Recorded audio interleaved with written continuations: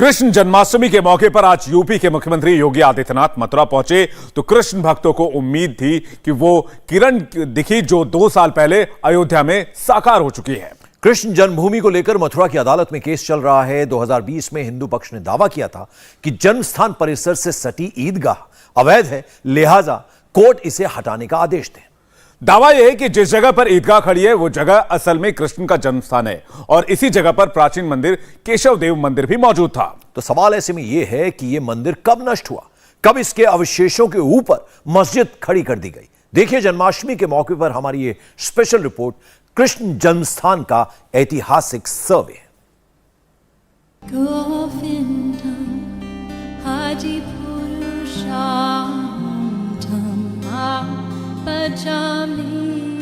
भारत के कृष्ण अब पूरब से लेकर पश्चिम तक सारे संसार के हो चुके हैं।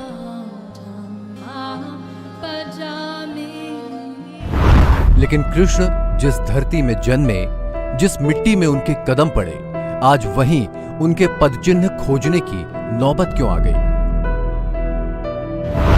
मथुरा में कृष्ण कहां जन्मे?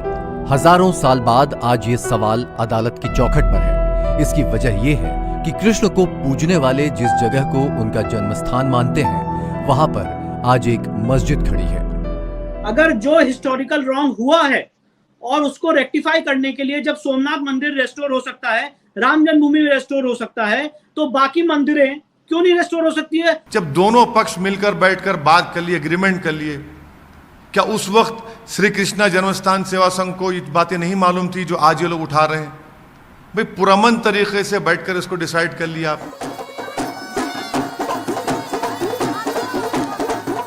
जिस कृष्ण के प्रेम रस में बेसुध होकर सारा संसार झूम रहा है, जन्माष्टमी के मौके पर इंडिया टीवी मथुरा के चप्पे चप्पे पर उन्हीं के निशान ढूंढने निकला है।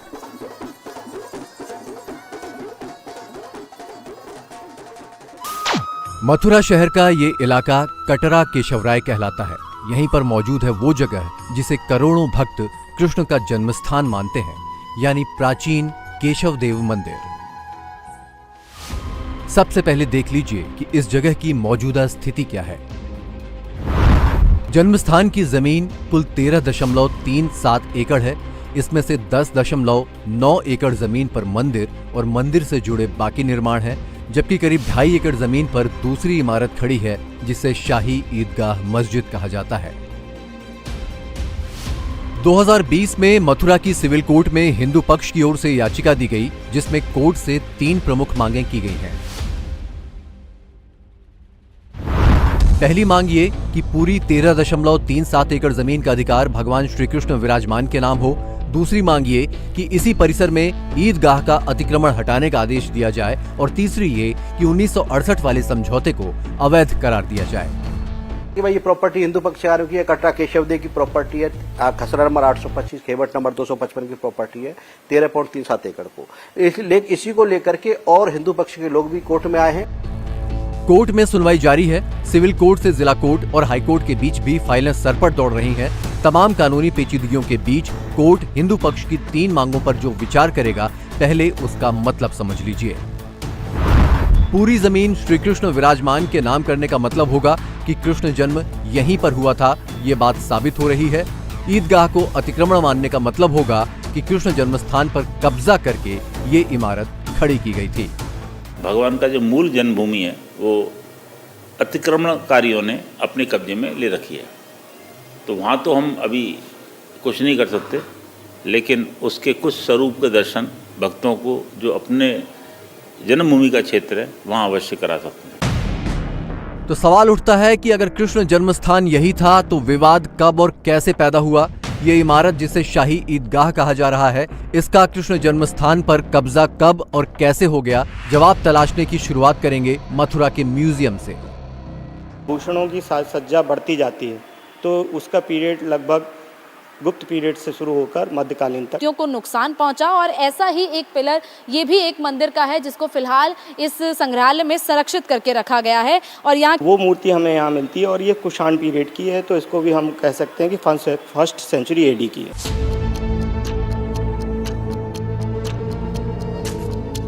सैकड़ों साल पुरानी ये मूर्तियां, ये अभिलेख और दीवारों के हिस्से ज्यादातर मथुरा से ही इस म्यूजियम में जमा किए गए हैं। पत्थरों की इन कलाकृतियों में कृष्ण, उनका जन्म और उनकी लीलाओं का ही वर्णन है, लेकिन इनमें सबसे अहम है ये कलाकृति जो म्यूजियम में सबसे पुरानी है। 2000 साल पहले पत्थर पर उकेरी गई इस तस्वीर को देखिए। इसमें कृष्ण जन्म का ठीक वैसा ही वर्णन है जैसा आज हम सब जानते हैं।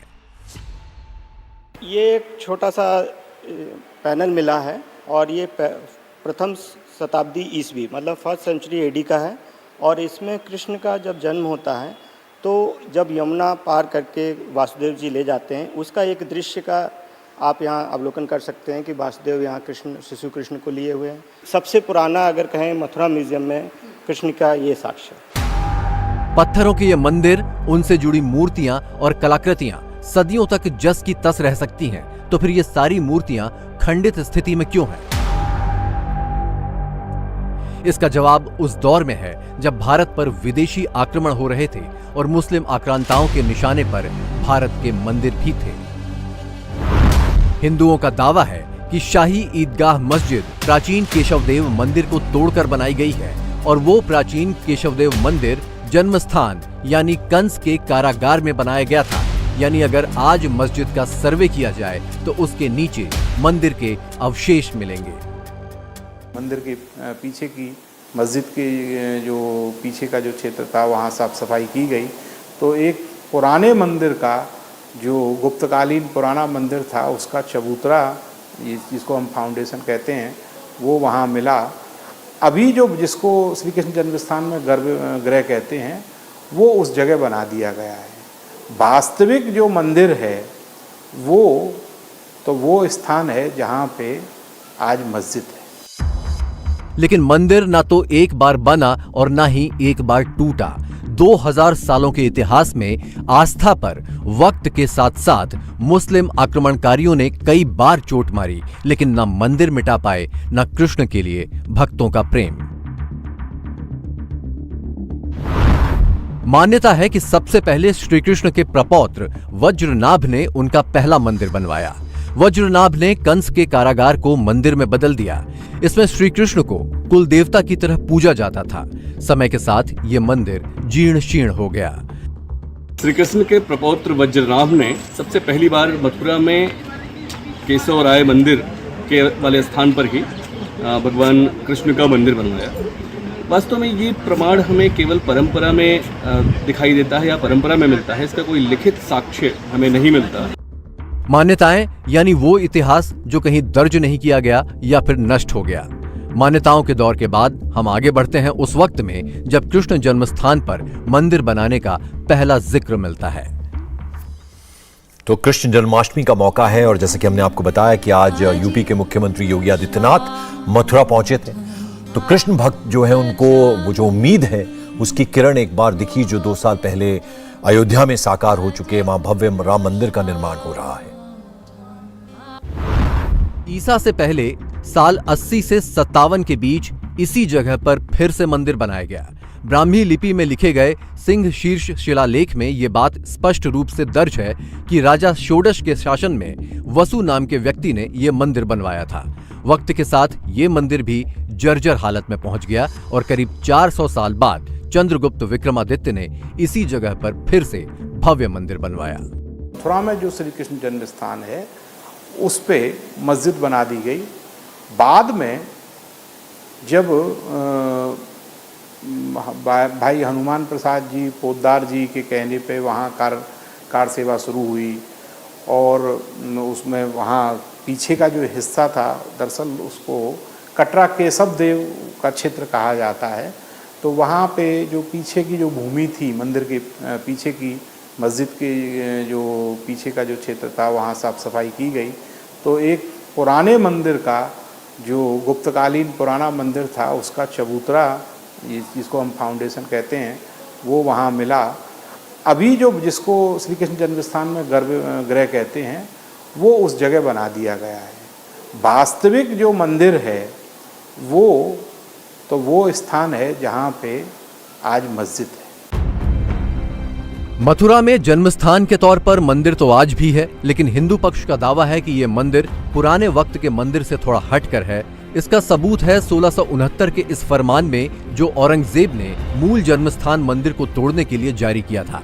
औरंगजेब का वो काला फरमान बीकानेर के म्यूजियम में आज भी सुरक्षित है। लेकिन मथुरा के केशवदेव मंदिर पर हमलों का सिलसिला औरंगजेब से भी करीब 550 साल पहले ही शुरू हो चुका था। 1017 में महमूद गजनवी ने मंदिर तोड़ा और कई टन सोना ले गया। 1150 में राजा विजयपाल देव के शासन में फिर से भव्य मंदिर बनवाया गया। इसका जिक्र विजयपाल के संस्कृत शिलालेखों में मिलता है। 16वीं शताब्दी की शुरुआत में सिकंदर लोदी ने मंदिर तोड़ा। इसके 125 साल बाद जहांगीर के वक्त ओरछा के राजा वीर सिंह बुंदेला ने फिर से इसी जगह पर मंदिर बनवाया। कहा जाता है कि मंदिर की भव्यता से चिढ़कर औरंगजेब ने 1669 में इसे तोड़वा दिया और मंदिर की जगह पर एक मस्जिद का निर्माण करवा दिया। औरंगजेब ने हिंदुओं के श्री कृष्ण जन्मभूमि जाने पर भी रोक लगा दी, लेकिन 1670 में मराठाओं ने युद्ध लड़कर जन्मस्थान पर फिर से कब्जा कर लिया। फारसी अभिलेखों और फारसी दस्तावेजों से हमें ये पता चलता है कि मथुरा में श्री कृष्ण जन्मस्थान पे एक मस्जिद का निर्माण किया गया और मंदिर को तोड़ा गया। ये जानकारी हमें औरंगजेब के दरबारी इतिहासकारों के द्वारा लिखे गए इतिहास से ही पता चलती है। माना जाता है कि गुप्तकालीन केशवदेव मंदिर 600 साल बाद भी इतना वैभवशाली था कि जब महमूद गजनवी इस पर हमला करने पहुंचा तो मंदिर देखकर हैरत में पड़ गया था। इंडिया टीवी हर वक्त हर जगह डाउनलोड करने के लिए सर्च करें India TV news Google play store या ऐप स्टोर पर।